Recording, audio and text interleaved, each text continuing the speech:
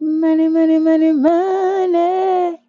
The second house is in astrology is the house of money and values, and it represents your resources, your self-worth, and your financial habits. And so, in this is the third video of the houses series, and I'm going to be going in depth in the second house in your natal chart and how this affects your this area of your life. Okay, and so if you are new to me, to the channel, to any of my content in social media land, my name is Kay Catrice. I am the natal chart navigator. I am an intuitive energy reader, and I am your professor here on Understanding You University. And so I help open-minded women to understand who they are energetically so that they can attract the life to them. They can attract to them the life of their dreams by using the energies that they were born with. Okay. And so let's go ahead and dive in to this here. Okay. So, you know, what is the second house? Okay. If you're brand new to astrology and you just happen to see this video, um, if it came up in your, the suggested videos, finish looking at it. Don't stop looking at it. But then I want you to go back. I'll have it pinned up here somewhere in the thing here. Um, I'll have it pinned where you can go back and look. Start at the astrology basics module. Start playlist, Lord module. Start at the playlist, and then you can. That'll give you like a foundation, a basic foundation, because I break down the chart and everything. And then you can come back here to the houses series because this is very, very important that you know the houses, okay? And so the second house in astrology, in your birth chart, it represents the things that are of value to us, okay? And so when you think of value, the first thing that most people think of, obviously, is money, right? But this house is not just about money. This house speaks to all of our personal material possessions, okay? So there's two money houses, okay? And so if you look at the, and when you go back and look at the basics, if you're brand new or even if you haven't, go to the basics playlist, okay? And in one of the videos, I break down the chart, okay? And I talk about the axes and all of that. And so go back to that video, okay? But this is the personal house. The eighth house is the finance house that is like of partnerships, okay? And we'll discuss that more when we get to the eighth house. Okay. And so this speaks to not only our material possessions, but it also speaks to our basic human needs and the personal resources that we have at our disposal. Okay. And so this is a practical house. Okay. Because it deals with the 3D. Um, it also deals with our self worth and the value that we see in ourselves. Okay.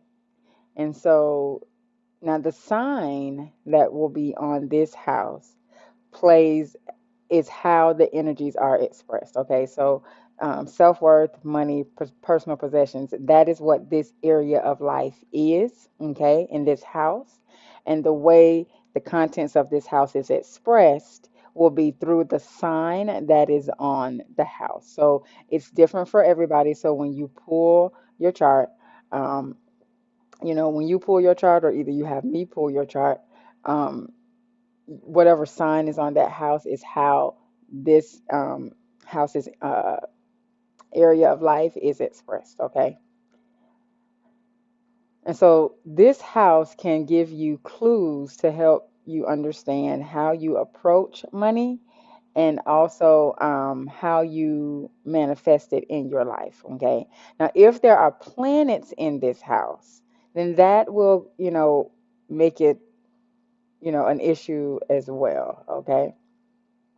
And so, again, the themes for the second house is your finances, your personal finances, values, personal possessions, your basic needs, your personal resources, and your self worth. Okay. And so now the last video we talked about the first house. And so the first house asks, okay, who you are. Okay. who you are, what do you think about yourself, your self identity, okay? How you present yourself to the world.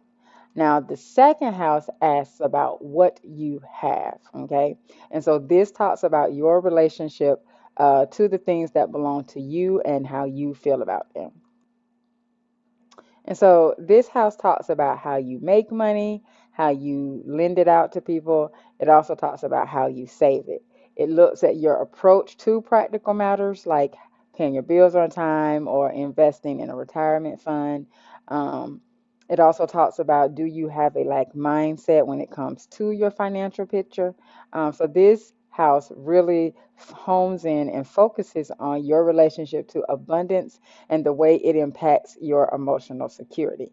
Now, when you look at the chart from, starting with, Aries, the next sign in line after Aries is Taurus. Okay, so this is the Taurus house. So even though you may have a different sign on the house, okay, so you might have, say, Gemini on this house, okay, so you're going to make money in a Gemini type way, okay. However, it's still going to have that tinge, it's going to have that flavor of Taurus to it because this is the natural house of Taurus, okay, and this house is ruled by Venus, okay, because that is the ruler of Taurus. Okay. And so, whether you are a minimalist or a hoarder, the roots of those types of patterns can be found here as well. Um, a key to the second house is how much value do we place or do you place upon your own resources? Okay. Some people want the newest, bestest thing out. They're into, um, you know, the the higher end ticket things, the brand names and things of that. Some people are not. Some people just like sentimental stuff. Some people are, pretty value thrifty. They watch how they spend. And so the second house will tell you exactly um, how it works, how it is expressed, for you. Okay. Now this is also the house of self-worth because remember the first house is your self identity, okay? And this is now your self worth, how you feel about yourself, okay? How worthy do you feel, okay? And so the first house develops the awareness of self. The second house establishes the importance of self, okay? And so here's where you begin to consider how valuable you are to yourself and also to the world around you, okay? And so this is where you hear people talking about I am enough, okay? And one of my favorite therapists that I listen to, she's Marissa Peer. She's from England. I really love her, but she really, really pushed the I am enough. She really pushes that because when you don't feel good enough about yourself, it impacts every area of your life, okay? And so this house is where that begins, okay? And so, um, when you have questions about your financial situation or you're seeking to better understand yourself, to better understand why you feel the way you feel about yourself, the second house in astrology may hold the answers that you seek, okay? And it may not hold it, it's not going to hold all the answers. Let me start there, okay? However, start there. When it comes to your self worth, start there in the second house, okay? The earth houses or the material plane houses are the second house, the sixth house, and the 10th house. Okay. 10th house is your career, public persona. Sixth house is your, daily work and routines. Okay. And so all of that is covered in the house's intro video. Okay. And so now, let me make sure I got everything before I move into the planets. Okay. Because I do have my notes. Because y'all know I'd get off on a little tangent and y'all be like, what we talking about? Oh, right. All right. So now, let's move on to if you have planets in the second house, okay? And so if you have any planets that sit in the second house, this is like another layer, and it can say a lot about your values and your resources. Okay. And so when it comes to manifesting, okay, what you want in your life, second house is a great place to start. Okay. And I love this because I was just talking last night on Facebook. I'm going to upload it to the Facebook Live replays playlist so that you will be able to go and check that out. Because it's I just talked about how, when you're manifesting, you have to know your own personal energies, because there's so many different manifesting tips and tricks and tools and things that you can do to help you to manifest. Um, I mean, it all starts in the mind. However, how you bring that from the mind to the 3D is where your energy, knowing the energy in the second house will come into play. Okay. So it starts in the mind, but then how you bring it into the 3D, that is where the second house comes into play. And that is different for everybody. So definitely, I'm going to go check that video out, that Facebook Live out, because it was really good, um, that I did. Okay. So, we're gonna go ahead. So here now we're gonna talk about the sun, okay? So if you have the sun in the second house, okay, then building strong self-esteem is necessary for you to thrive. Um, you do need to watch out for the tendency to identify with what you own or how much money you make, okay? And so if you guys been like paying attention, I've kind of been shifting a little bit and kind of like it's telling you guys what placement, like where my placements are, to show you how this plays out in life in 3D, right? Because I don't have anything to hide, because like it is what it is.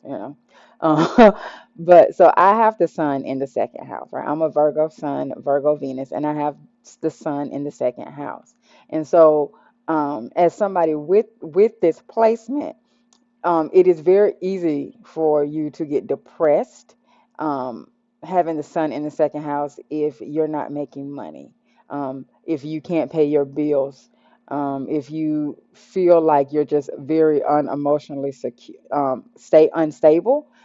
It's very, very easy for you to sink into depression. And so you really have to work on your mindset, um, in order to keep you from sinking into depression. Okay.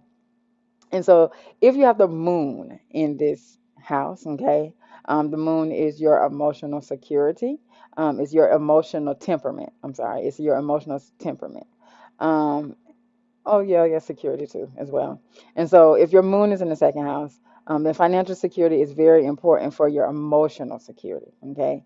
And so your challenge is to not hold on your possessions or your emotions too lightly. Okay. So you can be, if you feel like you're not financially secure, that can really affect with your emotional um body. And so you again, you're going to have to do your work, do your inner work to make sure that you keep yourself at harmony within, um,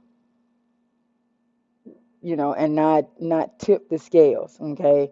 Um, Thinking that because you may be at a low point in your life at this moment that, you won't rise, okay? So you have to really work on your mindset with that. Now, if you have Mercury in the second house, your mind like very likely works in very practical ways. Okay. Even it doesn't even matter what sign is on the house, like I said, because this is the natural house of Taurus. Taurus is a practical earth energy. Okay, it's the first of the earth energies. So even if you have, say, Gemini on this house, you're still going to think very practically, um, because it's in the house of Taurus. Okay, so your mind likely works in very practical ways. The logical approach to a situation is usually your mode of operation, but you could get caught in tunnel vision. Just so focused on what you're doing. But you will normally be a practical thinker when it comes to having your Mercury in the second house. Have you have your Venus in the second house? So this is my placement. Okay. There's no question that you've got good taste. For you, it's about quality over quantity. And so this would make you a very sensual lover and a committed partner. Okay. Um, and so if you have Mars in this house, um, it makes you a very hardworking and self-reliant. Okay, Taurus energy is a very hardworking energy. It knows what it wants and it doesn't stop until it gets what it wants. Um, it's kind of like Aries, except for Aries is like boom, zip, you know, and Taurus would rather take its time and not make any mistakes, do things right the first time so they don't have to go back over it again. Um, and so you're going to be hardworking and self-reliant, and you are probably just as good as at making money as you are at spending it. So you have to watch, and I have to watch your spending. Either set you up a budget or get into something where it can be making you money while you sleep, so that you constantly have money coming in. But you still, even if you're constantly having money coming in, you still don't want to be constantly having money going out, unnecessarily. You know what I'm saying? You always want to be a good steward over your money. Okay. And so if you have Jupiter in the second house, you're going to be very lucky. Jupiter expands wherever it is. It just makes everything great because it is the greater benefic. However, you have to be very careful because Jupiter can sometimes go into excess. So you have to be very careful having Jupiter wherever you have Jupiter in your chart. Okay, but others may want to sit next to you at the casino since you've got the best poker face. Your confidence can make you very prosperous. And so if you have Saturn here, Saturn is the planet of discipline. It's also the planet of restriction. And so if you have Saturn here, you are either the responsible friend when it comes to money or you are overly conservative with it. And so either way, you may struggle to accumulate the wealth you desire. And so you're going to have to figure out in order for you to overcome that, you Saturn will give you tests, all right? And so if you're watching this and you haven't reached the age of, say, between 28 and 30, 31. Okay, that's normally when you go into your Saturn return. Okay, meaning that Saturn will be back at the place that it was when you were born. Okay, so you're going to be given lessons and tests up until then. Okay, and so then once you hit your Saturn return, um, things may ease up when it comes to your monies. Like, I don't want you to think that, oh, because you have Saturn in the second house, that you're not going to make any money or you're going to have to struggle to make money. That's not true. But Saturn gives you tests because whatever path that you are on here, because your chart supports your excuse me, your chart supports your life path. Okay. Um, and hold on, let me write that down because that's gonna be a good video topic too. Ooh, that's a good one. Your chart, y'all give me a minute. Chart supports your life path. Yeah, I gotta talk about that one. That's gonna be a good one. Okay. And I know I probably should have paused the video, but it's like I don't know. Anyway, so your chart supports your life path. So there's a reason why there's a Saturn in your second house and not somewhere else, because it has to do with your life path. Okay, so don't think that you're not gonna make no money, because that's not true. It's just by the time you get to your Saturn return, you're more mature, and then you'll start taking money more seriously for the most part. Okay, okay. So moving on to Uranus. If you have Uranus in the second house, Uranus is the planet of rebellion and shock. It just do its own thing. And so expensive diamonds and fancy cars are probably not your thing. You're more interested in the freedom your money or possessions can give you. Um, you know, Uranus does not like restriction. Saturn is restriction, and Uranus is like, the hell with that. No restriction for me. So, Uranus is all about the freedom. It wants to be free. It wants to be able to do its own thing, have its own autonomy. And so, yeah, you're not gonna be into what everybody else does with their money. You're gonna do the total opposite. Okay, and so if you have Neptune in the second house, Neptune is the planet of illusion and delusion. Okay, and so with Neptune in the second house, you're probably very generous with what you have, and your perception of your economic position may not be grounded in reality.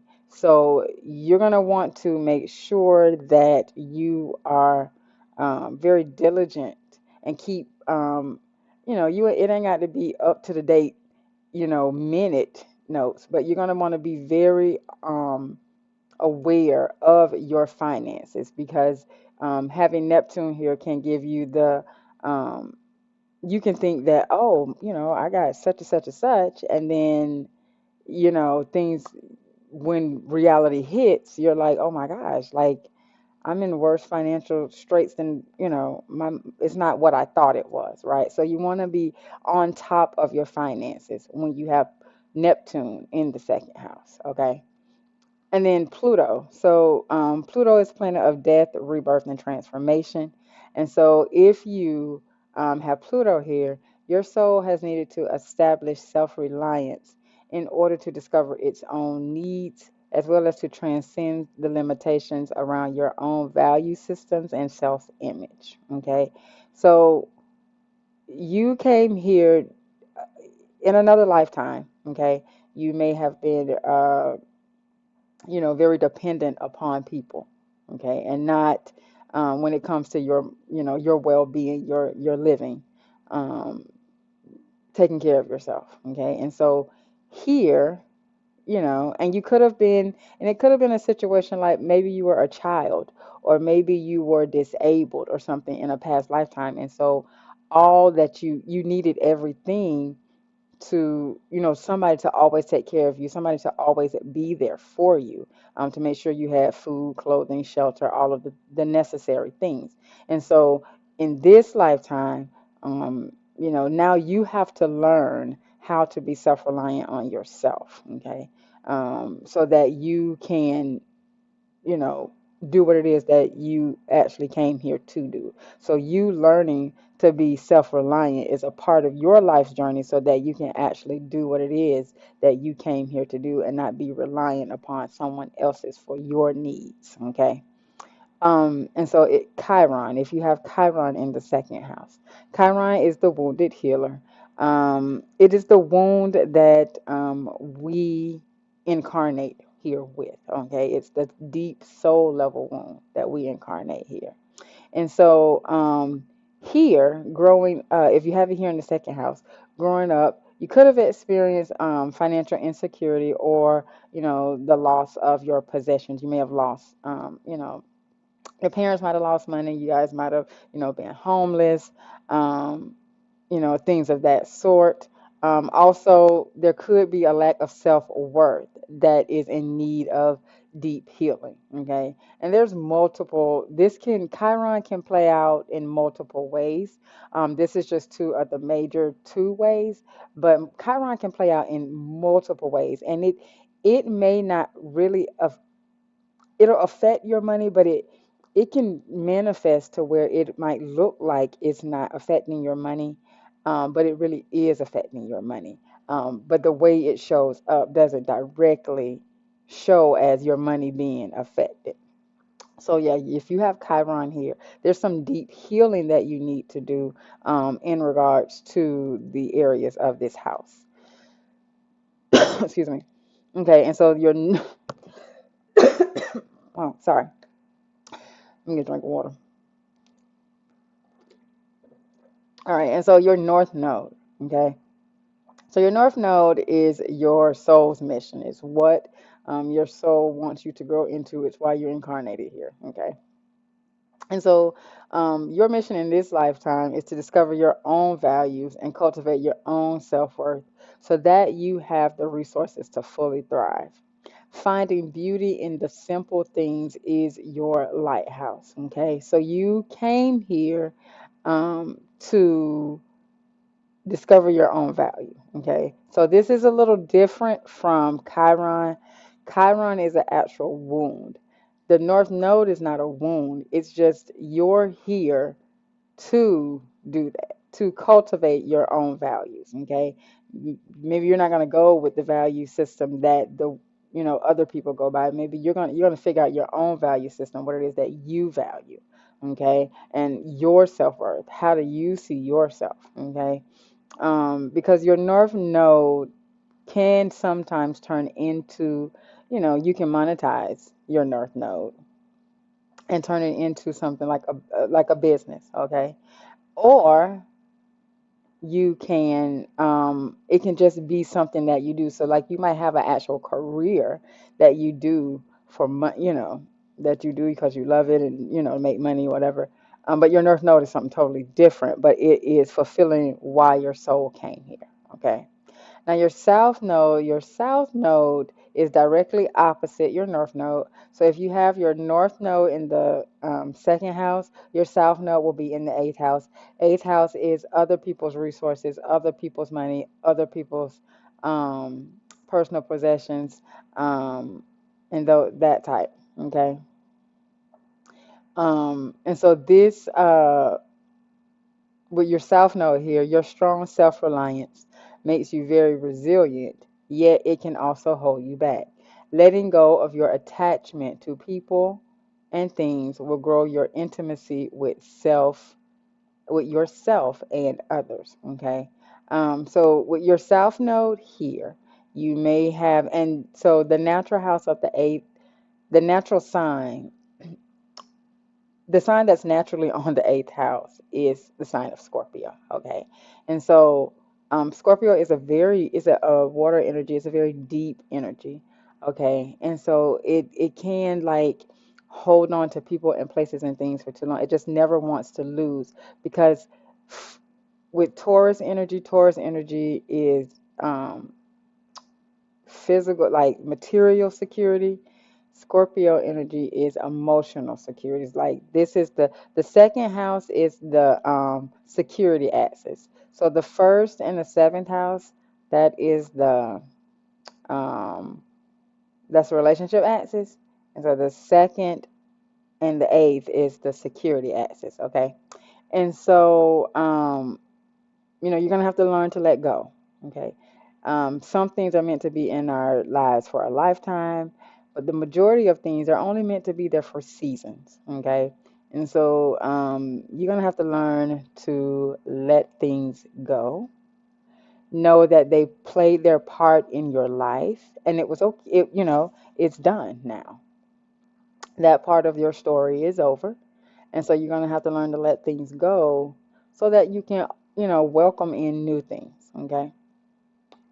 Now, if you have any transits, okay, so when transits hit, not if you, because, everybody is going to have a transit to every house, at some point within the year, okay, or within their life, I should say.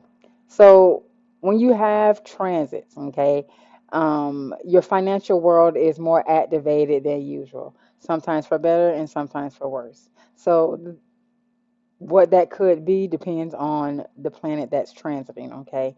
And so if you have Jupiter transiting the second house, there may be a surge of luck in business or opportunities for you to grow your income, okay? Or at the same time, your debts or insecurities could get bigger, okay? Because again, Jupiter expands. So whatever you have going on at the time in that house, it is expanded, okay?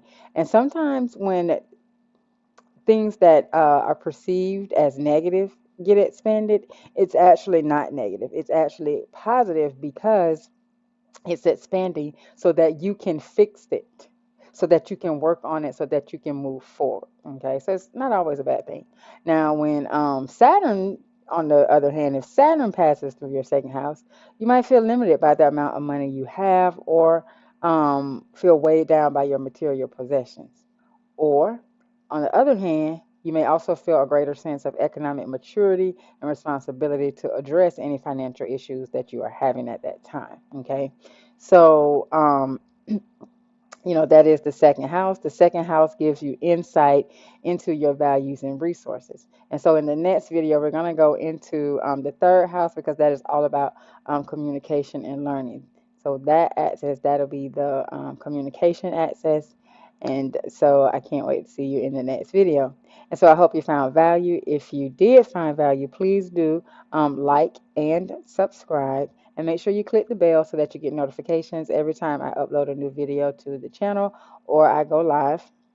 And if you would like to work with me, you can. I have my information in the description box below. So you would be able to, if you want to book a reading with me, you can. Or readings are recorded.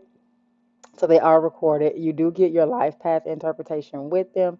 And you also get a 1 hour session with me in order, to answer any questions that you might have about your reading. Okay. So you can book in the link, my Calendly link. It'll be in the description box below. Oh, also, if you already have your chart, um, and you've had a reading, but maybe you didn't get to ask questions about that, with that astrologer, and you would like me to take a look at your chart and see if I can, well, not see if, um, but take a look to see, about answering. You have questions and you need them answered. You can also book a chart consultation with me as well. So I hope you guys have an amazing rest of your day. And remember, possibilities are endless. If you can see it in your mind, then you can hold it in your hand, and that should make you smile, because you really do create your own reality. Have a good one.